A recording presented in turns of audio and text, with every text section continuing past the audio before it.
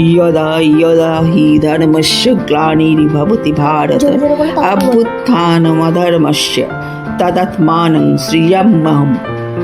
হে ভারত, যখনই ধর্মের হানি এবং অধর্মের বৃদ্ধি হয় তখনই আমি নিজেকে সৃষ্টি করি, অর্থাৎ সাকার রূপে জনসমক্ষে প্রকট হই।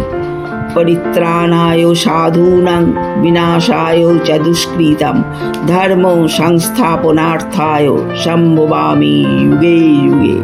সাধুদের রক্ষার জন্য, পাপীদের বিনাশের জন্য এবং ধর্ম সংস্থাপনের জন্য আমি যুগে যুগে অবতীর্ণ হই। শ্রীমদ্ ভগবদ্ গীতার 4th অধ্যায় থেকে।